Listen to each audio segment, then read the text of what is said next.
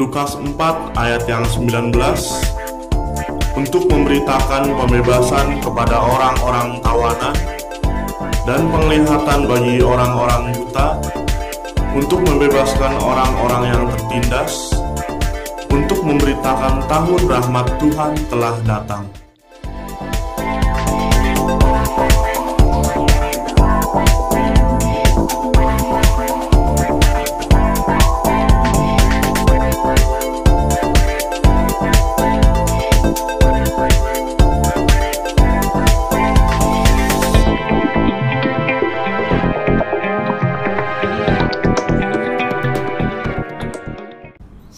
Shalom. Halo. Shalom.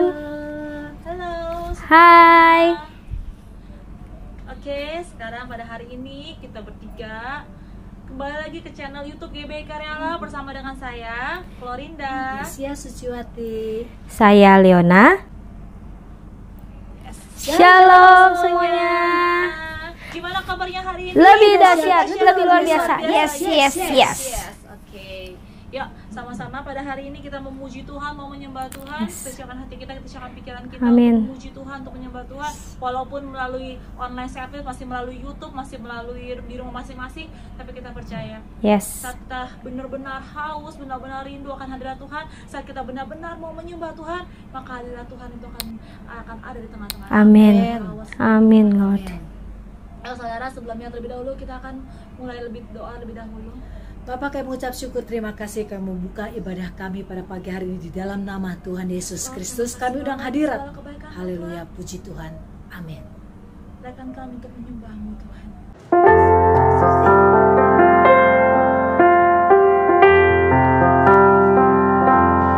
Hidupku menggenapi firman-Mu, tanda mujizat sertai tiap langkahku. Kau bersamaku di dalamku, jadi bukti kebesaran-Mu.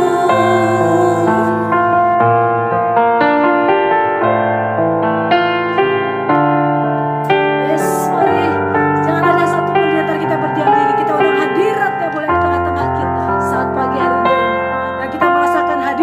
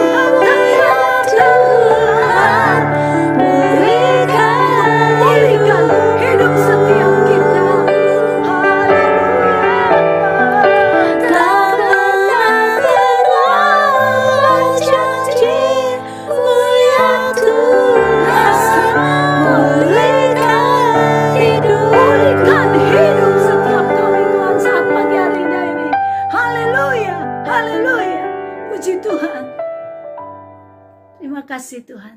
Mari kita berdoa sebelum kita masuk firman Tuhan. Tuhan, terima kasih pada pagi ini Engkau yang menyertai kami. Engkau yang buka rahasia firman-Mu melalui hamba-Mu. Engkau yang ajarkan kami. Hingga Engkau lihat anak-anak-Mu supaya mereka mendengar sabda-Mu. Hingga mereka masuk dalam pikiran hati mereka. Supaya mereka menjadi berkat untuk banyak orang. Firman-Mu lah yang menyertai kami.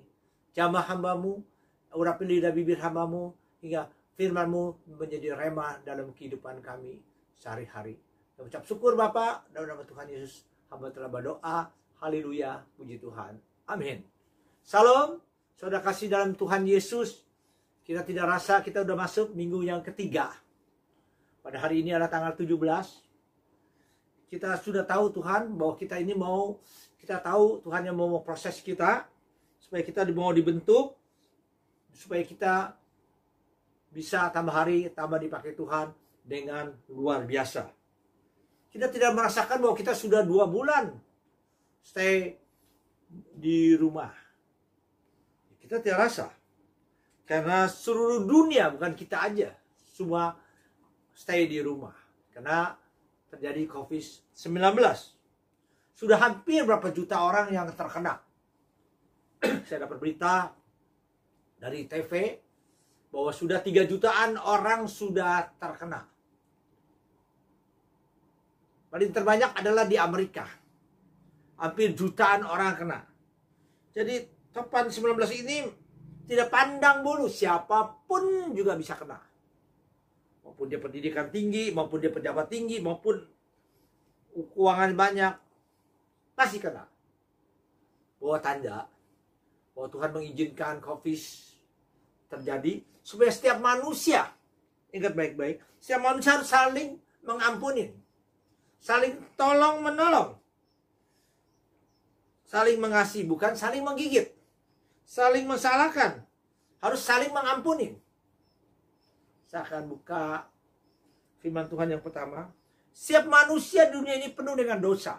Kalau kita baca firman Tuhan di Roma 3 ayat 23, semua manusia berbuat dosa, termasuk saya. Kita baca firman, saya melalui iPad, kita baca. Semua orang sudah berdosa jauh dari Allah yang hendak menyelamatkan mereka. Di Roma. Kalau bahasa Mandarin, di Roma Su, 因为世人都犯了罪，亏缺了神的荣耀， mengecewakan Tuhan. Banyak manusia sekarang aneh-aneh. Wanita kawin sama wanita. Pria kawin sama pria. Dia WA-nya bukan melihat WA yang firman Tuhan, melihat WA yang bukan-bukan. Banyak manusia. Inilah terjadi terjadilah musibah corona. Manusia bukan saling menolong, tapi saling menyalahkan. Inilah. Bukan mereka mencari ilmuwan-ilmuwan tiap negara yang terbaik untuk memecahkan penyakit corona ini. Tapi mereka saling menuduh, saling menyalahkan. Kalau kita baca di Lukas 5 ayat 32, Yesus katakan apa? Tuhan mau datang menolong orang yang bukan orang yang benar. Menolong orang yang berdosa. Supaya mereka berubah menjadi bertobat. Kalau kita nggak mau bertobat, percuma. Kita nggak mau bertobat.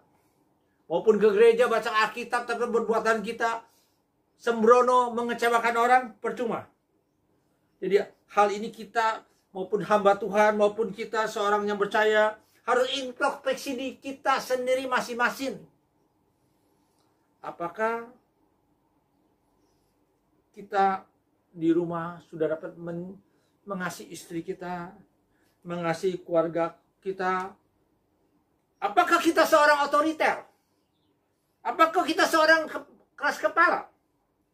Apa kita pakai mulut kita, bibir kita, tidak menyakitin sesama, terutama keluarga kita? Kedua, firman katakan, gunakanlah pikiran kita baik-baik, positive thinking. Nah, itu dalam Nabi Paulus dan Timotius katakan di Filipi 4 ayat 8, dia katakan apa?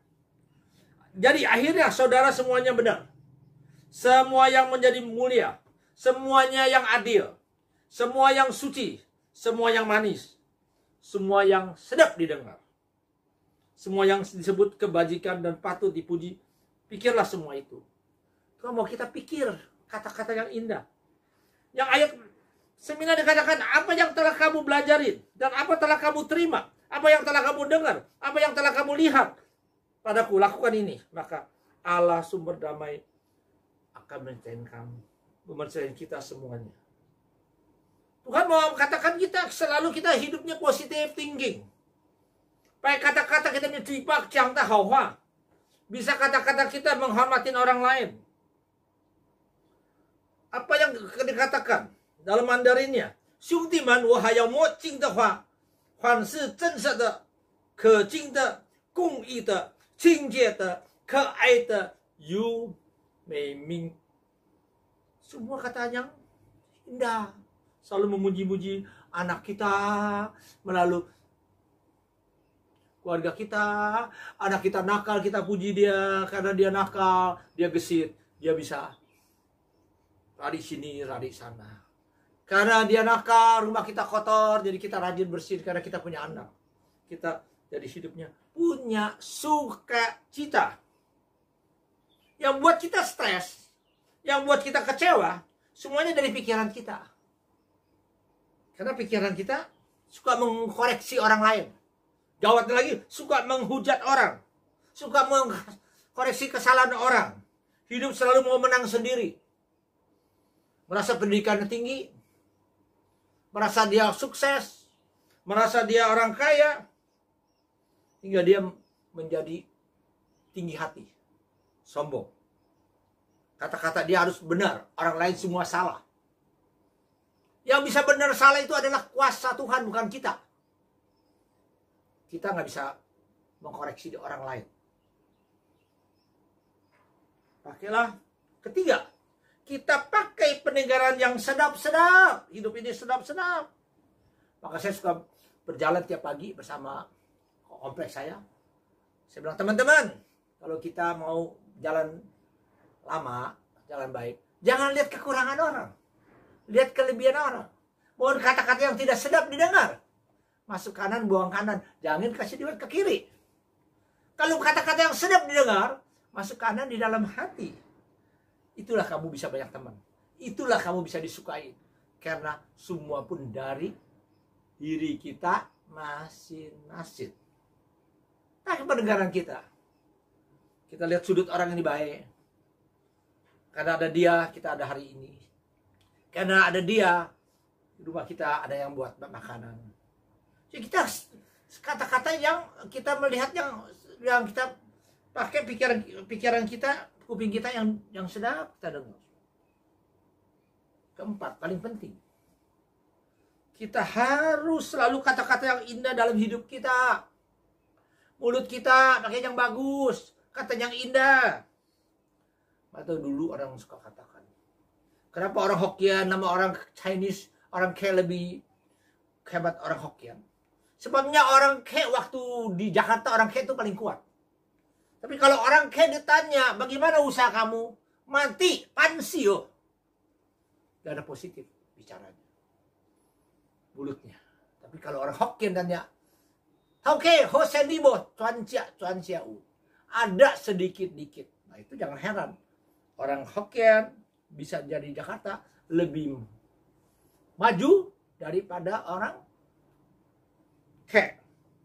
Itu mulut hati-hati. Apalagi di mulut kata-kata anak kita nakal, kita bilang anak kita nakal, terjadi nakal. Saya kesaksian. Anak saya dulu masih kecil. Rapotnya merah semuanya. Seperti pemadam kebakaran. Saya sahabat dia keras kepala, dia tambah keras. Saya saksian sendiri. Saya peluk dia, saya nangis. Saya bilang, kamu ini bukan milik kamu yang warna merah. Milik kamu warna biru. Biru. Ternyata dia SMA-nya dapat ranking. Ke luar negeri dapat beasiswa. Hingga dia dapat sekolah di China, dapat uang beasiswa. Hingga dia sekarang usaha sendiri. Karena apa? kata-kata kita. Nah, itu di firman Tuhan di Efesus 4 ayat 26 dikatakan, jangan ada kata kotor keluar dari mulutmu, tapi berkatalah yang baik untuk membangun, di mana perlu, supaya mereka yang mendengar memboleh kasih karunia. Apalagi anak Tuhan udah bertobat, katanya suka menghujat orang, katanya suka mengecewakan orang, bukan menjadi berkat untuk orang lain. Itu dikatakan, kamu sering ke gereja, beribadah sering, tapi tidak mengkengkang di lidahmu, di Yakobus 1 ayat 26. Sia-sia kamu beribadah, pagi berdoa, malam berdoa, ketemu orang kata-kata kasar, orang pakai baju jelek dikatakan, pakai baju baru dikatakan, mulutnya tidak selalu bersyukur. Istri kasih masak agak pedas, kata-kata marah. Istri masaknya tidak pedas, ya marah. Jadi kata-katanya tidak selalu bersyukur. Ini ada poin 1, 2, 3, 4. Poin kelima. Ingat baik-baik. Lidah mulut kita bisa menghanguskan semua orang. Hati-hati. Maupun mulut kecil, lidah kecil, dia merupakan api yang bisa menghanguskan seluruh dunia. Hati-hati. Kita tidak boleh pakai lidah kita bicara seenaknya. Bicara bukan membangun. Karena dikatakan anggota tubuh kita sebagai sesuatu yang dapat menodai seluruh dunia dan menyalakan roda kehidupan kita. Ia sendiri menyalakan api neraka. Hati-hati bicara. Bicaralah kepada teman kita, bicaralah pada keluarga kita, bahwa kita harus membangun hidup kita. Kita percaya dengan yakin topan COVID-19 akan berlalu.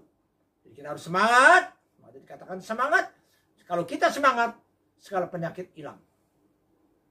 Tuhan memberkati kita. Jadi kita baca 5 poin sini. Poin ke-1 kita belajari.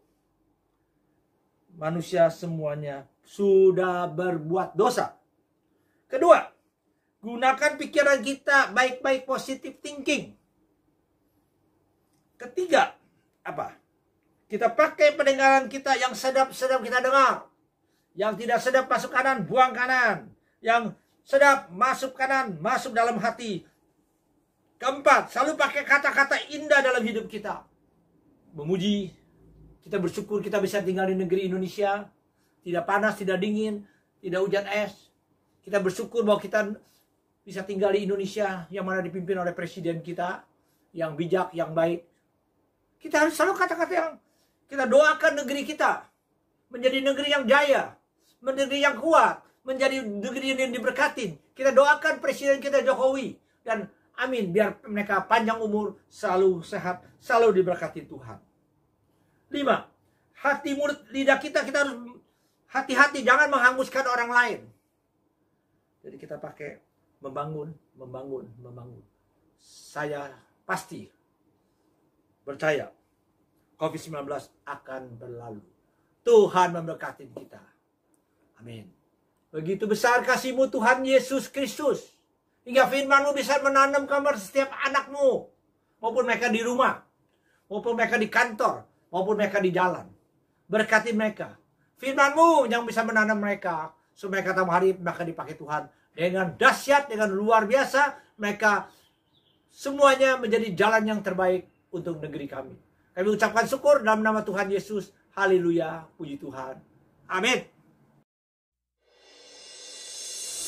Ibadah kenaikan Tuhan Yesus pada hari Kamis 21 Mei 2020 pukul 10 pagi waktu Indonesia bagian Barat. Bagi saudara yang ingin menyaksikan cinta kasih Tuhan Yesus atau sharing atau ingin mengirimkan permohonan doa, dapat menghubungi salah satu media berikut.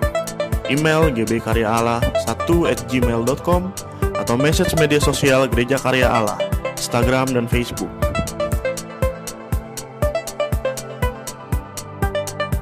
Persembahan dan perpuluhan dapat diberikan melalui rekening transfer BCA 0030296371 atas nama Suciwati. Datang ke hadirat Tuhan tidak dengan tangan yang hampa, serta bawalah seluruh persembahan persepuluhan ke dalam rumah perbendaharaan. Mengikuti doa bersama untuk bangsa, negara, pemimpin negara, para dokter, para perawat, dan staf medis dalam menangani saudara yang terpapar COVID-19. Berdoa agar COVID-19 cepat selesai, sehingga kita dapat berjumpa pada persekutuan ibadah di gedung gereja. Saudara dapat membagikan link YouTube ini ke kerabat atau media sosial saudara.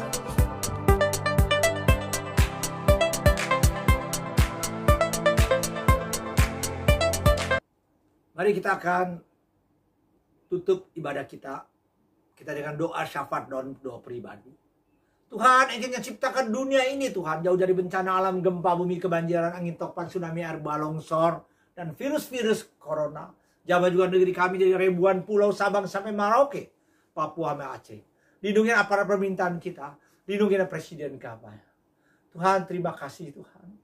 Engkau telah pakai hamba-Mu. Engkau berkati anak-anak-Mu yang ada di tempat kami. Mereka yang lemah dikuatkan, mereka yang sakit disembuhkan, mereka kurang dicukupkan. Engkau yang jamah mereka. Bangkitkan dalam pekerjaan mereka, bangkit dalam pendidikan mereka, bangkit dalam usaha mereka, dan pulihkan rumah tangga mereka. Hamba angkat tangan tinggi-tinggi. Bukalah pintu surga-Mu. Yang lemah Engkau kuatkan kami, yang sakit Engkau sembuhkan, yang kurang Engkau cukupkan. Kami mau terima berkat-Mu turun dalam kehidupan kami.